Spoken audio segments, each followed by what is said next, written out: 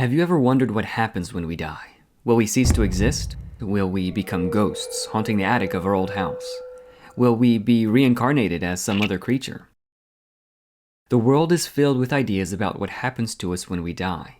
The good news is, we don't just have to guess, because the Bible tells us both where we came from and where we are going. It traces the journey of the soul of man from beginning all the way to eternity. The soul of man actually does not begin here on earth, but in heaven. Hebrews chapter 12 and verse 9 calls God the Father of spirits. And Ecclesiastes 12:7 states that when we die, the soul or spirit returns to God who gave it. So, at the moment of conception, when a human life is created, God places a soul or spirit into that new body. 2 Corinthians chapter 5 and verse 1 refers to our bodies as tents, or in other words, very temporary dwelling places.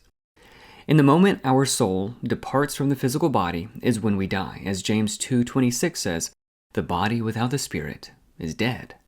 The psalmist wrote, "The days of our lives are 70 years, and if by reason of strength they are 80 years, yet their boast is only labor and sorrow.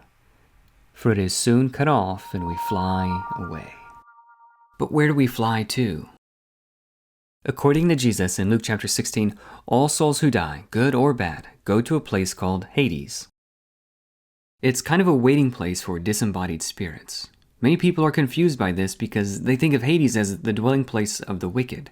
But Jesus tells us that Hades is divided into two sections. One is called Paradise. This is the place where the faithful go. It's the place that Jesus told the thief on the cross that he would go in Luke 23:43. The other section of Hades is known as torment. It is a place of suffering and punishment and the destination where all of the wicked go as they await judgment. When we die, all of our souls will remain in one of the sides within Hades, awaiting the resurrection in the final day of judgment. On that day, Jesus says, all who are in the graves will hear his voice and come out, those who have done good to the resurrection of life, and those who have done evil to the resurrection of damnation. Then, both the righteous and the wicked will be gathered before God for the pronouncement of their judgment. At that time, God will reward the righteous by calling them to heaven, a place of eternal comfort and bliss. But the wicked will be sentenced to hell, described as a place of punishment and eternal fire. He will separate people one from another as a shepherd separates the sheep from the goats. And he will place the sheep on his right, but the goats on the left. Then the king will say to those on his right, "Come, you who are blessed by my Father, inherit the kingdom prepared for you from the foundation of the world." Then he will say to those on the left, "Depart from me, you cursed, into the eternal fire prepared for the devil and his angels. And these will go away into eternal punishment, but the righteous into eternal life." The most important question then is, where do you want to spend eternity? Where you go when you die depends on what you are doing while you live. Jesus said, "Not everyone who says to me, 'Lord, Lord,' shall enter the kingdom of heaven, but he who does the will of my Father in heaven."